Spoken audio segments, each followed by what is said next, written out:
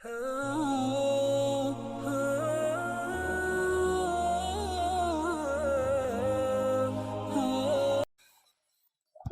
بالله من الشيطان الرجيم. بسم الله الرحمن الرحيم. ولن تستطيعوا أن تعدلوا بين النساء ولو حرصتم فلا تميلوا كل الميل فتذروها كالمعلقة وإن تصلحوا وتتقوا فإن الله كان غفورا رحيما. آمنت بالله صدق اللہ العظیم. میرے انتہائی واجب الاحترام قابل صد احترام بزرگوں بھائی اور نوجوان ساتھیوں، آج کے درس میں قرآن مجید کتاب حکمت کی سورہ نمبر 4 سورۃ النساء کی ایک آیت مبارکہ آیت نمبر 129 یہ شامل ہے دو آیات قبل، یعنی آیت نمبر 127 سے اس سورۃ النساء کے رکوع نمبر 19 کا آغاز ہوا، اور آج کے درس میں اس رکوع کی آیت نمبر 3 شامل ہے۔ جب اس رکوع کا آغاز ہوا تو اللہ رب العزت نے جہاں سے اس سورہ کا آغاز ہوا تھا اس مضمون کا اعادہ فرمایا، اور وہ تھا عورتوں کے حقوق کے تحفظ کے حوالے سے جو احکامات ہیں۔ فرمایا آپ سے فتویٰ پوچھتے ہیں عورتوں کے بارے میں، تمہارا رب تمہیں فتویٰ دے رہا ہے عورتوں کے بارے میں بالعموم، اور خاص طور پر جو یتیم بچیاں ہیں ان کے حقوق کے حوالے سے بالخصوص، کہ ظلم و زیادتی نہ کرو، ان کے مال کے اوپر نگاہ نہ رکھو، بلکہ تم نے ان کا حق ان تک پہنچانا ہے۔ اگر تم ان کے ساتھ نکاح کرنے میں رغبت رکھتے ہو تو پھر جو اللہ رب العزت نے تمہارے اوپر ان کے حقوق لاگو کیے ہیں نان نفقے کے حوالے سے، اسی طرح سے حق مہر کے حوالے سے، اس پر تمہیں بالکل بھی کوئی رخصت نہیں ہے۔ ہاں یہ ہے کہ عورت اگر خود سے اپنے کسی حق کے حوالے سے تمہیں کوئی رخصت دے تو وہ الگ بات ہے۔ تو فرمایا کہ تم نے ان کا حق ادا کرنا ہے، بجائے اس کے کہ تم ان سے مطالبات جو ہے وہ کرنا شروع کر۔ اس آیت مبارکہ سے دو باتیں معلوم ہو چکی تھیں۔ پہلی بات تو یہ کہ جو عورت ہے اس کا حق مرد کے اوپر ہے کہ وہ اس کا نان و نفقہ اور اس کا حق مہر اس کو دینے کا پابند ہے، اس میں سستی نہیں کر سکتے۔ دوسرا، اس میں جو ہماری ماڈرن جو ایک یوتھ کے اندر جو ایک سوچ ہے اس کی نفی کر دی گئی۔ ماڈرن یوتھ کے اندر سوچ یہ ہے کہ جہاں پر ہمارا نکاح ہو، لڑکی کا باپ جو ہے وہ الٹا مجھے پیسے بھی دے، کاروبار بھی اسٹیبلش کروائے، اور ساتھ میں گاڑی بھی دے، اور ساتھ میں فلانی چیزیں بھی دے، تف ایسے جوانی کے اوپر اور تمہاری ایسی کمائی کے اوپر، تمہاری یہ سوچ۔ بلکہ ہونا تو یہ چاہیے کہ اگر لڑکی کا باپ طاقت رکھتا بھی ہے، اللہ رب العزت نے اس کو مالی وسعت دی بھی ہے، تب بھی اس کو چاہیے کہ لڑکے کو کبھی پیسے نہ دے، نہ اس کو کاروبار اسٹیبلش کرنے کے لیے پیسے دے۔ اس کی وجہ یہ ہے کہ تم نے تو دے دیا، تمہارے پاس تھا مال، تم نے کر دیا، تم نے ہزاروں وہ بچیوں کے والدین کے اوپر تم نے ظلم کیا ہے، ان کے اوپر تم نے بوجھ لاد دی ہے جو کہ یہ طاقت نہیں رکھتے۔ ٹرینڈ چل پڑے گا، نوجوان نسل میں سستی اتنی زیادہ ہے، وہ اپنی ذمہ داریوں سے اتنا بھاگتے ہیں۔ اگر دو چار لڑکی کے باپوں نے ان کو کاروبار کروا دیا، ان کو گاڑی ساتھ دے دی، ان کو گھر دے دیا، تو باقی سب بھی یہی امید رکھیں گے، بلکہ وہ نکاح کریں گے نہیں جب تک ان کو ایسا رشتہ نہیں مل جاتا۔ تو بنے گا کیا معاشرے کا؟ اس لیے ایسی غیر شرعی رسوم، غیر شرعی اس لیے میں اسی تناظر میں اس کو غیر شرعی کہہ رہا ہوں، ورنہ تو وہ اپنی مرضی سے دے سکتا ہے، اس کا مال ہے، اپنے داماد کو اس نے دینا۔ اس تناظر میں کہ الٹا ہوگا کیا کہ حق مہر کا جو ایک معاملہ تھا تم نے اس کو علانیہ طور پر، اور چاہے تمہاری نیت نہ بھی ہو، تم نے اس کو مقفل کر دیا، تم نے اس کو بند کر دیا۔ وہ کیا کر لے گا؟ وہ تمہیں 20-25 ہزار بچی کو حق مہر دے دے گا، لاکھ روپے حق مہر دے دے گا، بدلے میں تم سے امید کتنے کی رکھتا ہے؟ وہ 50 لاکھ کی امید رکھتا ہے، کروڑوں کی امید رکھتا ہے۔ تو گویا کہ حق مہر تو پھر اس کی تو ورتھ ہی ختم ہو گئی اس کے دینے کی، وہ تو اس نے علامتی طور پر دیا، کیونکہ وہ تو اس کو بدلے میں بہت زیادہ ہی تمہارے سے امیدیں وابستہ کیے ہوئے۔ تو دو چیزیں یہ آیت نمبر 127 سے معلوم ہے کہ تمہارے ذمہ جو حقوق ہے تم نے وہ دینے ہیں، اس کا اللہ تمہیں حکم دے رہا ہے، بجائے اس کے کہ تم الٹا لڑکی والوں سے امیدیں رکھنا شروع کر دو۔ آیت نمبر 128 کے اندر اللہ رب العزت نے اسی قانون کا پارٹ اے بیان کیا، اس کی ایکسٹینشن دی۔ فرمایا کہ ٹھیک ہے تمہارے اوپر حقوق کا ہم نے ذمہ داری ڈال رہے ہیں، بوجھ ڈال رہے ہیں، لیکن بعض دفعہ ایسا بھی ہوتا ہے کہ طبیعت نہیں ملتی، مرد کی نہیں ملتی، عورت کی نہیں ملتی، اور بے رغبتی ہوتی ہے۔ عورت کو اگر بے رغبتی کا خوف ہوگا تو عورت کے پاس خلا کی گنجائش موجود ہے، وہ خلا لے سکتی ہے۔ مرد کے پاس تو آلریڈی طلاق کا حق اس کو دیا گیا، اگرچہ وہ ابغض الحلال ہے، لیکن بہرحال ایک طریقہ تو ہے کہ سپریشن کا ایک طریقہ ہے، جائز طریقہ ہے شرعی۔ فرمایا لیکن ہم تمہیں یہ سجیسٹ کر رہے ہیں فلا جناح علیہم ان یصلح بینہما صلحا، پہلی کوشش اور آخری کوشش تم نے صلح کی کرنی ہے کہ یہ فیملی انسٹیٹیوشن یہ قائم رہے، کیونکہ یہ دین اسلام کا جو عائلی نظام ہے یا اس کا حسن ہے، مسلم معاشرے کا حسن ہے کہ جو نکاح جیسا جو طریقہ رکھا ہے فیملی انسٹیٹیوشن کو بلڈ کرنے کا یہ قائم رہے، اور یہ انتہائی قیمتی ہے مسلمانوں کی جو نسلیں ہیں ان کے تحفظ کے لیے۔ مغربی معاشرہ اور یو ایس اور مغربی معاشرہ وہ اس سے بالکل بیزار ہو چکے ہیں، گزشتہ چند صدیوں سے ان کے اندر سے یہ بالکل ختم ہو چکے ہیں۔ بس کیا ہے کہ سیکس ہو، جنس ہو اور اپنی خواہش پوری ہو چاہے جیسے مرضی ہو، لیکن مرد کوئی ذمہ داری لینے کے لیے تیار نہیں ہے، عورت گھر کی ذمہ داری لینے کے لیے تیار نہیں ہے، تو اس کی ہزار ہا اس کی برائیاں ہیں، وہ اس وقت موضوع نہیں ہے۔ تو اس لیے دین اسلام کہتا ہے کہ صلح کے ذریعے سے جو فیملی انسٹیٹیوشن بلڈ کیا اس کو اسی طرح سے اسٹیبلش رہنا چاہیے۔ لیکن صلح کیسے ہوگی؟ فرمایا صلح میں ظاہر ہے کہ صلح میں ہمیشہ یہ ہوتا ہے کہ چند ایک شرائط طے ہوتی ہیں جس میں کوئی ایک فریق کچھ، دوسرا کچھ لے، کچھ لو، کچھ دو کے اوپر بات کرتے ہیں۔ عورت بھی اگر چاہے تو وہ خلا لے لے، چاہے تو صلح کر لے۔ صلح کیسے کرے گی کہ مرد کی طرف سے چونکہ اس کو بے رغبتی کا خوف ہے، زیادتی کا خوف ہے، تو وہ کیا کرے گی، اپنے کچھ حقوق چھوڑ سکتی ہے اگر وہ مرد کی زوجیت میں رہنا چاہتی ہے۔ لیکن اس میں بھی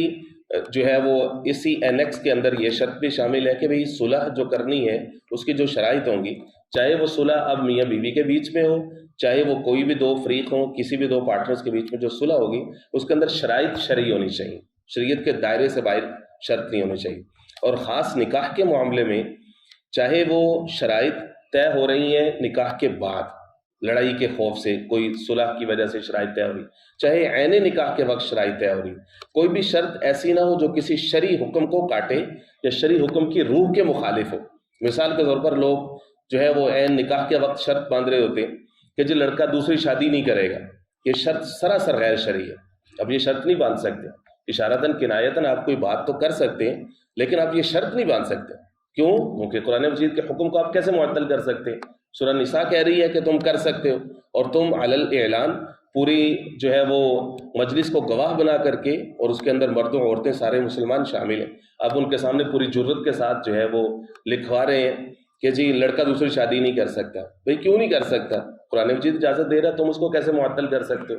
ہاں، نان نفقہ کا تم بار لاد سکتے ہو، کوئی ایسی بات تم کر سکتے ہو، لیکن یہ نہیں کہہ سکتے۔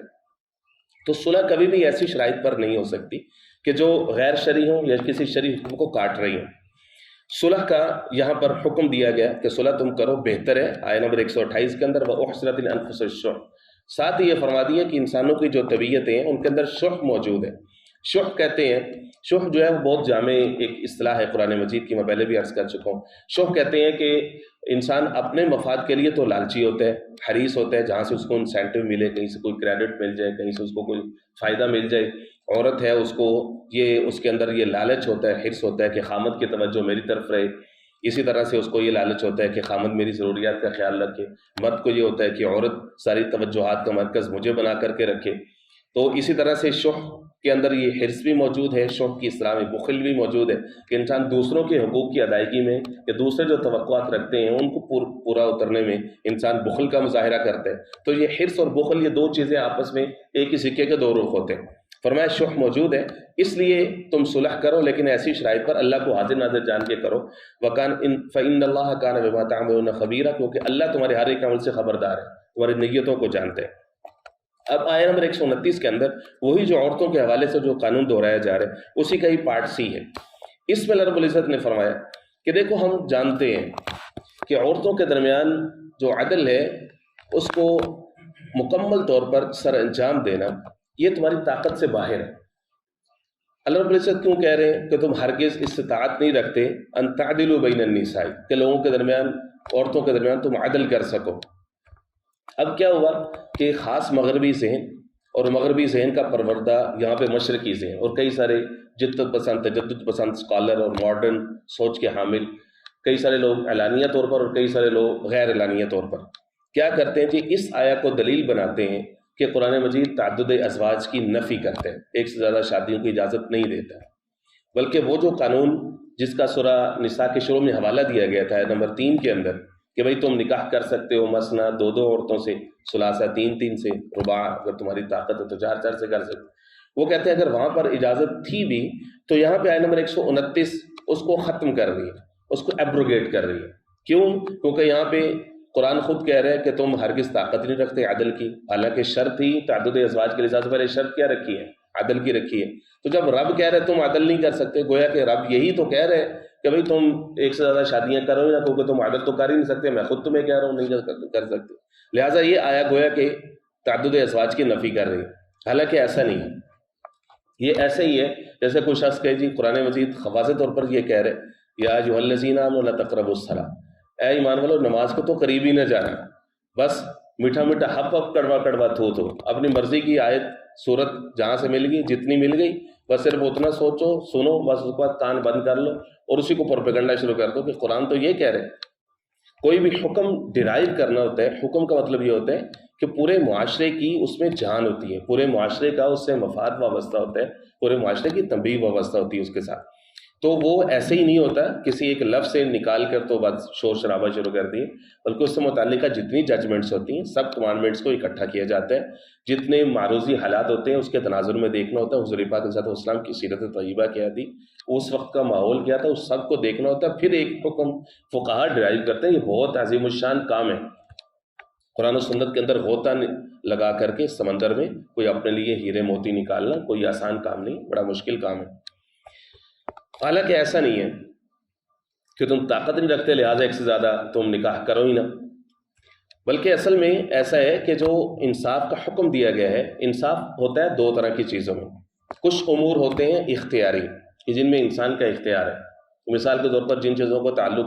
عدد کے ساتھ ہے، معدودی چیزیں ہیں، مکیلی چیزیں جو ماپ کر کے دی جاتی ہیں، موزونی چیزیں جن کا وزن کر کے دیا جاتا ہے، تقسیم جن کی ممکن ہے فزیکلی، تو ان میں انسان کا اختیار ہے۔ مثال کے طور پر بیویوں کے درمیان گھنٹوں کی تقسیم ہے، دنوں کی تقسیم ہے، ہفتوں کی تقسیم ہے، راتوں کی تقسیم ہے، جوڑوں کی تقسیم ہے، نان نفقے کی تقسیم ہے، کچن کے لیے خرچے کی تقسیم ہے، یہ ساری وہ تقسیمات ہیں کہ جن میں انسان کا کچھ نہ کچھ اختیار کیلکولیشن میں آتی، فزیکلی ان کو ڈیوائڈ کیا جا سکتا ہے ایسٹس کو، یہ ہے تقسیم اختیاری امور کی۔ دوسری تقسیم ہے غیر اختیاری۔ غیر اختیاری امر مثلا قلبی رجحان ہے، کسی کے ساتھ انسان کو زیادہ محبت ہے، یہ غیر اختیاری ہے۔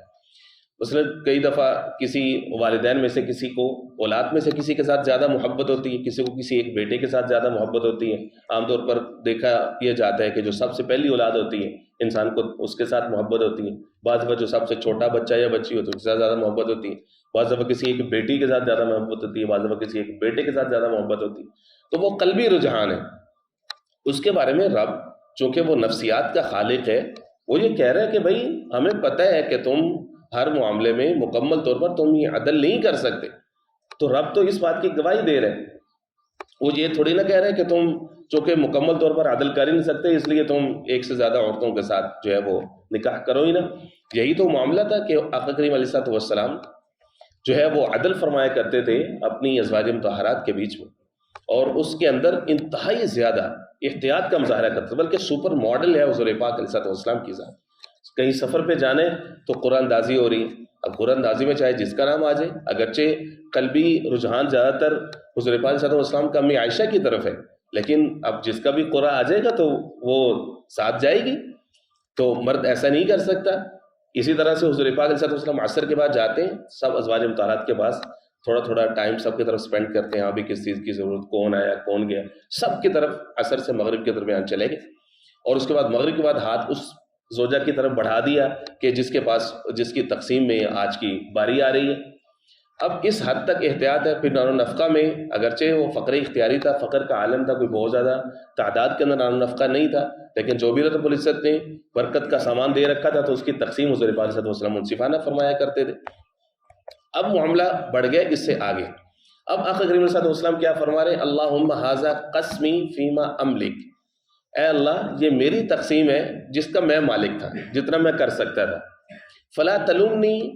فیما تملک، اے اللہ مجھے اس معاملے میں میری ملامت نہ کیجیے گا جس کے آپ مالک ہیں، اور وہ ہے قلب، رحمان کے قبضے میں ہے انسانوں کے دل جتنے بھی ہیں، اب قلبی رجحان کس کی طرف کیا ہو جائے؟ فرمایا فیما لا املک، جس کے آپ مالک ہیں اور میں اس کا مالک نہیں ہوں، کہ میرا دل اگر کسی کی طرف زیادہ ہے تو اس کا میں مالک نہیں ہوں، فلا تلومنی، اللہ مجھے اس معاملے میں ملامت نہ کیجیے گا۔ اب یہاں پہ اللہ رب العزت اسی معاملے کو انڈورس فرما رہے کہ ہم جانتے ہیں وَلَن تَسْتَطِيعُوا أَن تَعْدِلُوا بَيْنَ النِّسَاءِ، کہ تم ہرگز طاقت نہیں رکھتے ہو ان تعدلوا بین النساء، کہ تم عدل کر سکو بین النساء، عورتوں کے بیچ میں، ولو حرصتم، اگرچہ تم چاہتے ہو، یعنی تم چاہو گے کہ ہم اللہ کے حکم کو پورا کریں لیکن تم نہیں کر سکتے۔ فلا تمیلوا کل المیل فتذروها کالمعلقہ، اب اس صورت میں تم نے کرنا کیا ہے؟ تم نے یہ کرنا ہے کہ تم مائل نہ ہو جانا، کل المیل، مکمل طور پر مائل ہو جانا کسی ایک عورت کی طرف، تم اتنا زیادہ مائل ہو جاؤ، فتذروها کالمعلقہ، کہ تم اس بیچاری کو کہ جس کی طرف تمہارا میلان نہیں ہے، بے رغبتی ہے، یا جس نے تمہارے سے خود سے تمہیں کچھ حقوق چھوڑ دیے ہیں، تمہیں یہ کہہ رکھا ہے کہ جس کا گزر چکا ہے پچھلی آیت صلح کے اندر، آیت نمبر 128 میں، جس نے کچھ اپنے حقوق چھوڑ دیے ہیں، ٹھیک ہے، نان و نفقہ میں آپ میری پرواہ نہ کیجئے، میں آپ پر زیادہ بوجھ نہیں ڈالتی ہوں، آپ جو ہے وہ میرا خرچہ کم کر دیجئے، سکنا کے بارے میں آپ پر سختی نہیں کرتی ہوں، اپنا مطالبہ میں واپس لیتی ہوں۔ تو اب اگر اس بیچاری نے آپ کی زوجیت کو، بہرحال اس نے ٹھکرایا نہیں ہے، اس کی یہ خواہش ہے کہ وہ روز قیامت آپ کی بیوی بن کر کے اٹھے، تو اب یہ نہیں ہے کہ تم کسی ایک کی رغبت میں اتنے زیادہ چلے جاؤ کہ اس بیچاری کو کل معلقہ، یہ قرآن مجید کی اصطلاح ہے کہ تم اس کو چھوڑ دو کل معلقہ، جس طرح سے لٹکی ہوئی ہے، اس کو تم نے بالکل ہی کارنر کر دیا ہے ایک کنارے پہ۔ اس کی ہمارے معاشرے میں ہزاروں مثالیں، لوگ یہ کرتے ہیں، چاہے نئی شادی کریں نہ کریں، لیکن یہ ہے کہ پہلی بیوی کو وہ معلقہ چھوڑ دیتے ہیں ایک طرف، ایک کنارے پہ۔ اور ہمارے کچھ قوانین ایسے ہیں، ان کے اندر ایسی چور دروازے ہیں کہ وہ کہیں نہ کہیں عورت جو ہے وہ ان سے فائدہ اٹھا نہیں سکتی ہے، مرد اس سے فائدہ اٹھاتا ہے، اس کی سوشل، مرد کی وہ اسپیکٹرم بھی زیادہ وسیع ہوتا ہے، تو اس کو پتہ ہوتا ہے کہ عورت جس نے پوری زندگی گھر کے اندر گزاری ہے تو وہ کہاں سے عدالت جائے گی، کہاں سے وہ خلا لے گی، کہاں سے یونین کونسل کے چکر کاٹے گی، لہٰذا وہ اس کی اس مجبوری سے فائدہ اٹھائے۔ اللہ کے پاس تو جواب دینا پڑے گا کہ عورت نے اگر اپنا حق معاف کر دیا، ہو سکتا ہے کہ وہ اسی دباؤ کی وجہ سے بیٹھی ہو کہ لوگ اس کو کہیں گے اس سے صبر نہیں ہوا، اس سے رہا نہیں گیا، یہ رہ نہیں سکتی، یہ گھر نہیں بنا سکتی۔ ہمارے معاشرے میں ہزار طرح کے تانے۔ اسی طرح سے اگر وہ اس ڈر سے تمہیں اپنا حق چھوڑ رہی ہے اور طلاق کا مطالبہ نہیں کر رہی ہے، کہ اگر طلاق لے رہی، لوگ کہیں گے اچھا اس عمر میں اس کو یہی کام ملا تھا، کس کی نظر میں تھی، اس کا کیا پروگرام تھا، کیا کیا، حالانکہ اس کو ہر حال میں اس کو آگے نکاح کرنے کی اجازت ہے، اس کی ترغیب دی گئی ہے۔ عرب معاشرے میں جہاں پہ جو ہے وہ زیادہ عورتوں کو اپنے حرم میں لانے کا رواج ہے، وہاں پر تو بیوہ اور مطلقہ حق کا حق مہر کنواری سے بھی زیادہ ہوتا ہے، تو وہاں پر عورتوں کا نظام اور ہے، یہاں پر عورتوں کے اوپر ایک معاشرتی دباؤ ہوتا ہے، تو مرد اس کا فائدہ اٹھاتا ہے، اچھے خاصے دیندار لوگ اس کا فائدہ اٹھاتے ہیں۔ معلقہ، یہ قرآن مجید کی اصطلاح، اس کو چھوڑ دیتے ہیں، لٹکی چھوڑ دیتے ہیں۔ وہ چونکہ آپ کی زوجیت میں ہے، مجبور ہے، تو اس کو بڑے مشکل سے 2 نوالے پہنچ رہے ہیں، عید بقرعید کا شاید اس کو کوئی سوٹ پہنچ رہا ہے، اور وہ بھی خاندانوں کے دباؤ پہ اور عزیز رشتہ داروں کے دباؤ پہ کہ لوگ کیا کہیں گے، اور اسی طرح سے وہ لٹک چکی ہے، اب وہ آگے نکاح بھی نہیں کر سکتی چونکہ آپ کی زوجیت میں ہے۔ تو فرمایا کہ بھائی یہ نہ کرو، یہ نہ کرو، قلبی میلان تمہارا تسلیم شدہ ہے، کسی ایک کی طرف زیادہ ہو سکتے ہیں۔ تو فرمایا کہ حضور پاک صلی اللہ علیہ وسلم کی ذات تمہارے لیے رول ماڈل ہے کہ کس طرح سے آقا کریم علیہ السلام نے اپنی ازواج طاہرات میں عدل کر کے دکھایا ہے۔ کل معلقہ فتذروها کل معلقہ، فرمایا کہ تم ایسا نہ کرنا کہ تم اس کو، عورت کو لٹکی ہوئی جو ہے وہ چھوڑ دے۔ وَإِن تُصْلِحُوا وَتَتَّقُوا، اگر تم اصلاح کرو گے، صلح کرو گے، اپنے حالات کو درست کرو گے، وَإِن تُصْلِحُوا وَتَتَّقُوا، اور تم تقوی اختیار کرو گے، فَإِنَّ اللَّهَ كَانَ غَفُورًا رَحِيمًا، بس بے شک اللہ بخشنے والے، رحم کرنے والے۔ آخری پوائنٹ جو اس میں نوٹ کرنے کا ہے وہ یہ ہے کہ اس سے قبل جو آیت نمبر 128 تھی، اس کو جب کلوز کیا جا رہا تھا تو وہاں بھی تقوی کا اختیار لفظ استعمال فرمایا، وَإِن تُحْسِنُوا وَتَتَّقُوا، کہ صلح تم کر رہے ہو، تحسنوا وتتقوا، لیکن اس صلح کو نبھانا، شرائط کو نبھانا یہ تقوی والے لوگوں کا کام ہے، اس کے اندر ڈر موجود ہے، اس کے اندر اللہ کا ڈر موجود نہیں ہے، اس کو پتہ ہے کہ صورتحال فی الحال بس میں نے مینیج کرنا ہے، اس کو کسی طریقے سے لوگوں کی نظر سے بچنا ہے، اور بس اس نے پھر تقوی جو کے اندر موجود نہیں، بس کو پھر پلے کرے گا۔ پھر عورت کی جو کمزوریاں ہیں، اس کے خاندان کی جو کمزوریاں ہیں، اگر وہ ہمبل بیک گراؤنڈ سے ہے پھر تو وہ اپنے حقوق کو بھول ہی جائے کہ مرد کبھی اس کا تحفظ بھی کرے گا۔ تو فرمایا کہ جس کے اندر تقوی موجود ہے اس کو قرآن مجید خطاب کر رہے ہیں، وَإِن تُصْلِحُوا وَتَتَّقُوا فَإِنَّ اللَّهَ كَانَ غَفُورًا رَحِيمًا، بس بے شک اللہ بخشنے والے، رحم کرنے والے۔ اللہ